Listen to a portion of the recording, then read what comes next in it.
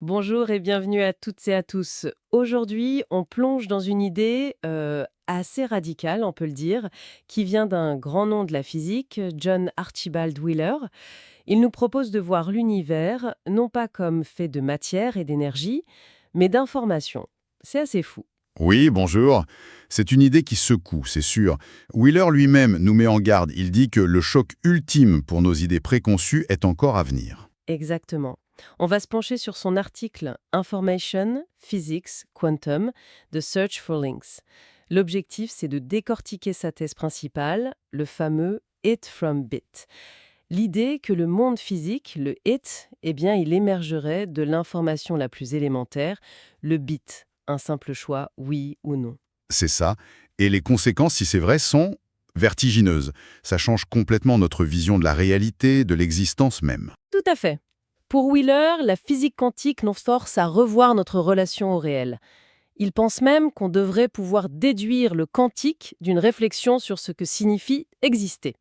C'est un défi immense qu'il nous lance. Alors allons-y, essayons de comprendre ça ensemble.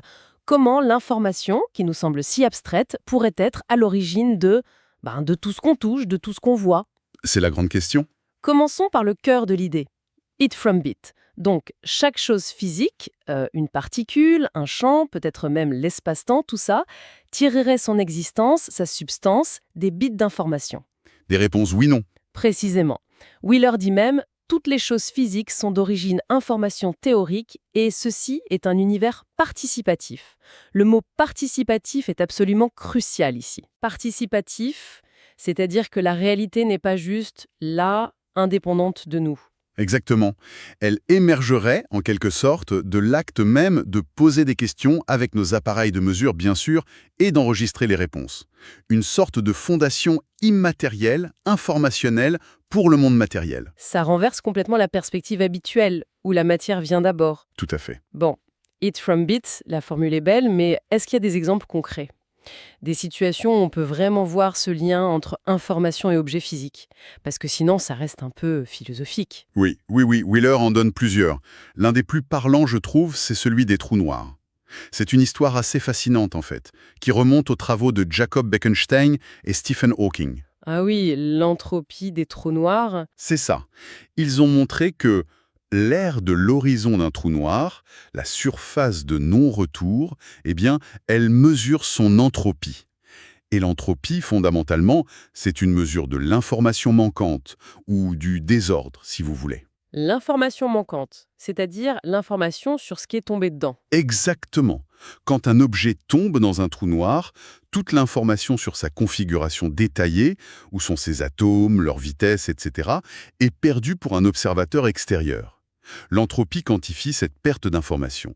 Et le résultat incroyable, c'est que cette quantité d'infos perdues est directement proportionnelle à l'aire de la surface du trou noir. D'accord, donc la taille physique, l'air, est directement liée à une quantité d'informations. Précisément, on peut même aller plus loin.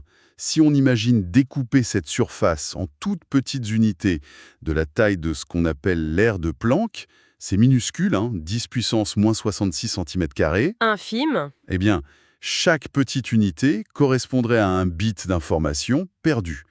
Donc, plus la surface est grande, plus il y a de bits avalés par le trou noir. Comme dit Wheeler, sa taille, un bit, est fixée par le nombre n de bits d'information cachés à l'intérieur. C'est un lien direct, quantifiable. C'est assez dingue. L'information qui déterminerait la géométrie même de l'espace-temps. C'est une application forte, oui. Est-ce qu'il y a d'autres exemples pour qu'on saisisse bien l'idée? Oui, rapidement, pensez à la détection d'un seul photon. On a un détecteur. La question c'est, a-t-il cliqué? Si la réponse est oui, on conclut un photon est arrivé. L'existence même de ce photon, dans cet acte précis de mesure, est liée à ce simple oui, ce bit d'information. D'accord. Ou encore, l'effet Aharonov-Bohm. C'est ce phénomène étrange où des électrons sont influencés par un champ magnétique même s'ils ne passent pas dedans, Comment on le détecte, ça? par des figures d'interférence sur un écran. Et ces figures, elles sont faites de quoi? De points d'impact individuels des électrons. Des «oui, il est arrivé ici» ou «non, pas là». Encore une fois, une propriété physique, le champ magnétique, est révélé par des bits. D'accord, je vois mieux. L'information semble jouer un rôle plus actif qu'on ne l'imagine d'habitude. C'est l'idée. Et pour aller plus loin, Wheeler dit qu'il faut d'abord faire un peu de ménage dans nos concepts. Il propose ce qu'il appelle les 4 non, comme 4 idées reçues à abandonner. Oui, c'est un peu une déconstruction nécessaire. Il s'attaque à des bases de notre pensée scientifique.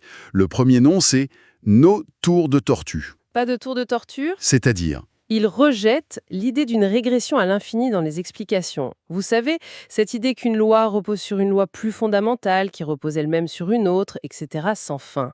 Pas de fondation ultime toujours plus profonde. et il propose quoi à la place? Une boucle. Un cercle autoréférentiel. En gros, la physique, les lois de l'univers, permet l'émergence d'observateurs participants. Ces observateurs posent des questions, font des mesures et génèrent de l'information. Et cette information, en retour, définit, constitue la physique elle-même. Une boucle qui se crée elle-même. C'est audacieux? Ça peut paraître un peu abstrait, non? Oui, mais Wheeler rappelle que la physique nous a déjà habitués à des surprises. Rutherford et Bohr nous ont appris qu'une table qui semble si solide est en fait presque entièrement vide. Nos intuitions sont souvent trompeuses. C'est vrai. Bon, et le deuxième nom? Deuxième non, pas de lois éternelles. Ça, c'est peut-être encore plus radical. Il suggère que les lois de la physique ne sont pas immuables, gravées dans le marbre pour l'éternité. Elle n'aurait pas toujours existé. C'est ça. Elles auraient émergé en même temps que l'univers, peut-être lors du Big Bang, sans qu'il y ait un plan préétabli, un code source cosmique. L'univers ne serait pas une machine complexe construite selon des plans. Mais plutôt quelque chose qui s'auto-organise, qui s'auto-synthétise. Un peu comme une immense improvisation musicale, où les notes jouées, les beats enregistrés par les observateurs participants, au fil du temps, créent la musique au fur et à mesure. D'accord. Donc pas de grand architecte, pas de législateur cosmique. Les lois émergent de l'interaction, de l'information accumulée. Fascinant. Le troisième? Troisième nom, hein, pas de continuité.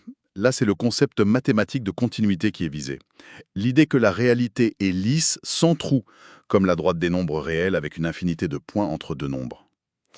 Et il pense que ce n'est pas le cas. Il suggère, en citant des mathématiciens comme Weyl ou Quine, que le continuum est peut-être juste un mythe commode, une idéalisation très utile, mais pas la réalité fondamentale.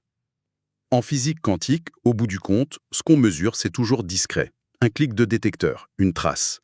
Un acte irréversible d'amplification, comme disait Bohr. Donc la réalité serait plutôt pixelisée, composée de ces bits indivisibles. C'est l'idée, oui.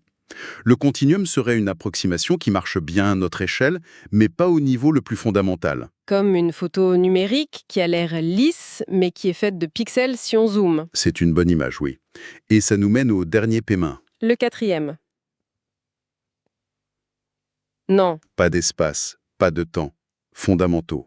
le coup de grâce. Exactement.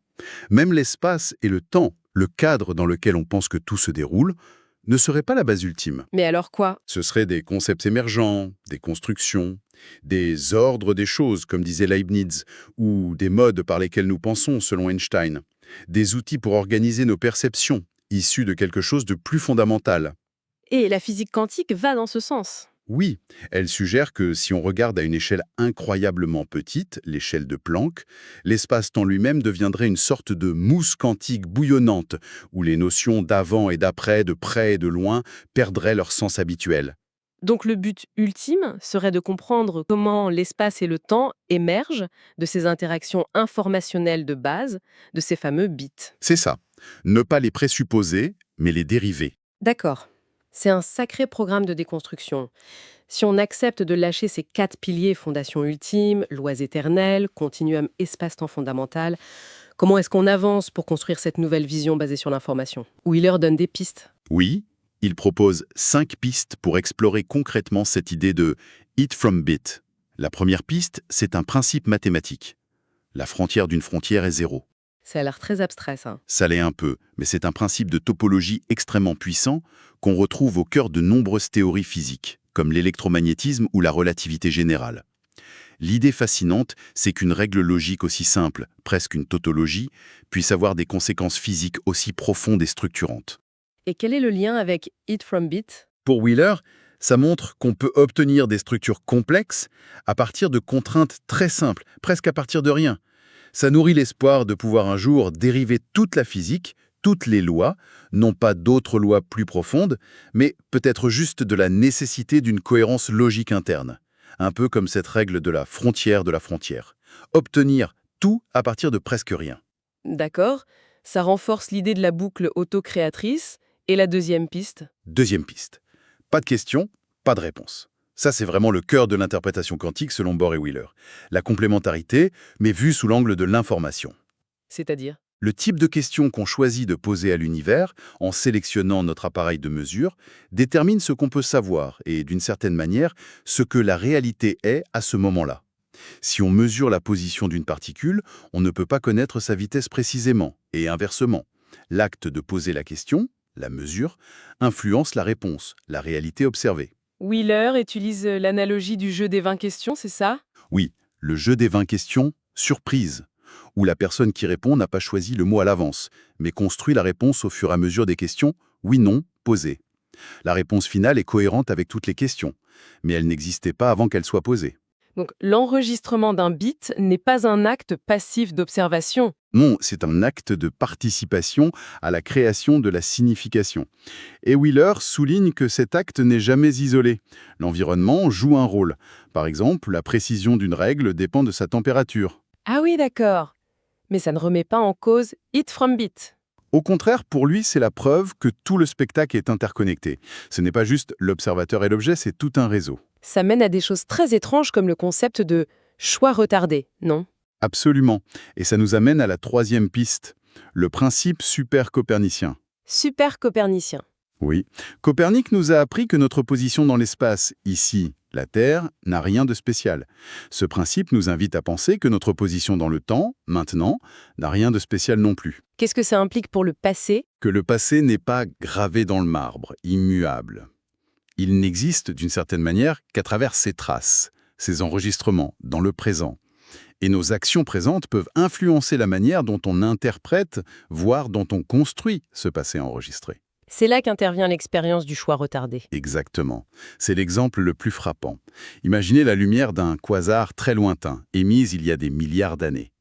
Sur son trajet vers nous, elle peut être déviée par une galaxie massive et avoir potentiellement deux chemins possibles pour nous atteindre. D'accord. Si, aujourd'hui, au moment où on reçoit cette lumière, on choisit de mettre en place un dispositif qui nous dit quel chemin le photon a pris, par exemple en mettant des télescopes pointés sur chaque chemin, alors on force le photon à avoir une histoire où il a pris un seul chemin. Et si on fait un autre choix? Si, au contraire, aujourd'hui toujours, on choisit de recombiner la lumière des deux chemins pour observer des interférences, ce qui prouve que la lumière est passée par les deux chemins à la fois, comme une onde, alors on donne au photon cette histoire-là, une histoire ondulatoire. Mais comment notre choix, maintenant, peut affecter ce qui s'est passé il y a des milliards d'années? C'est là le point vertigineux.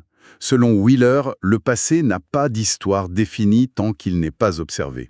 C'est notre acte d'observation présent, notre choix de questions qui participe à solidifier une histoire particulière parmi toutes les possibilités quantiques. Le passé se construit sur les bits enregistrés et l'enregistrement se fait au présent. C'est absolument contre-intuitif, presque dérangeant. Ça l'est. Ça soulève une question énorme. Si l'univers se construit comme ça, bit par bit, à travers des actes d'observation-participation, faut-il une quantité astronomique de ces actes pour faire tout l'univers qu'on voit? Oui, où trouver tous ces bits? Wheeler tente une estimation. Il regarde l'entropie du rayonnement fossile, l'écho lumineux du Big Bang, qui est une mesure de l'information contenue dans l'univers observable. Il arrive à un chiffre colossal, quelque chose comme 10 puissance 89 bits. 10 suivi de 89 zéros. C'est inimaginable. C'est énorme. Mais, et c'est là qu'intervient son principe super-copernicien, il se demande si ce nombre ne pourrait pas correspondre au nombre total d'actes d'observation possibles. Pas seulement par les humains, mais par toute forme de processeur d'information ou établisseur de sens potentiel dans l'univers sur toute la durée de vie cosmique, passé et futur. Donc l'univers se construirait lui-même, collectivement, à travers ce réseau immense d'observations distribuées dans l'espace et le temps.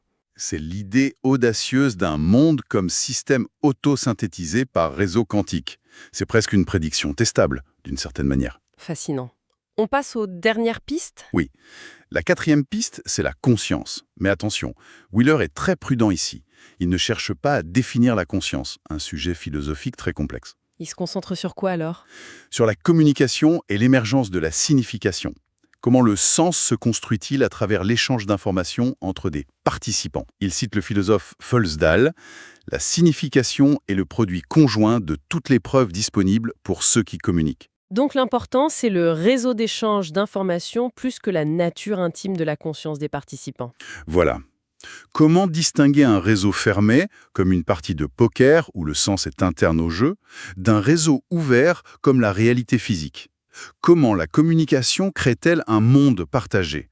Ce sont les questions qu'il pose, en se focalisant sur l'information échangée. D'accord. Et la toute dernière piste? Cinquième piste. Plus c'est différent.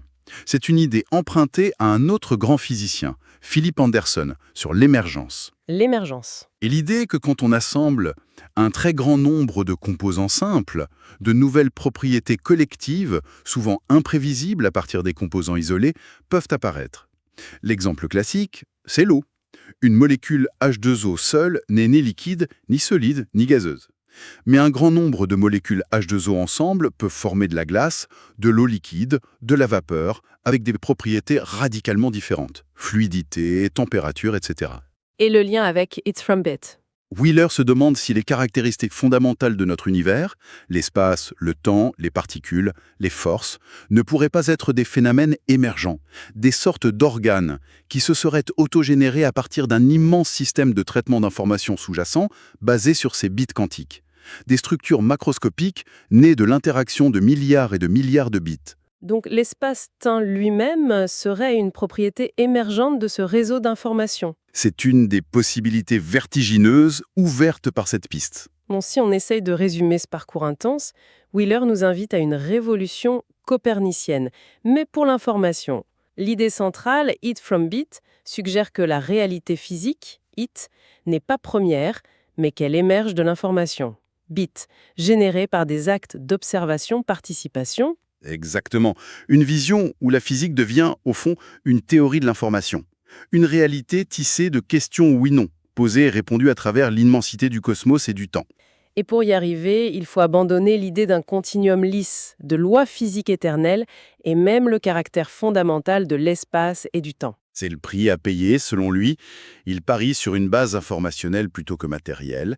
Les trous noirs, avec leur entropie liée à l'air, et le nombre colossal de bits estimés pour l'univers, sont des indices qui, selon lui, vont dans ce sens.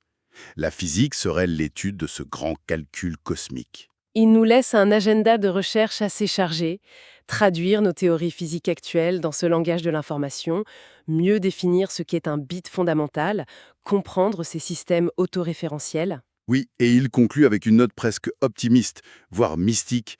Il est convaincu qu'un jour on saisira cette idée centrale et qu'elle nous paraîtra si simple, si belle, qu'on se demandera comment on a pu être aveugle si longtemps. C'est une belle perspective. Absolument.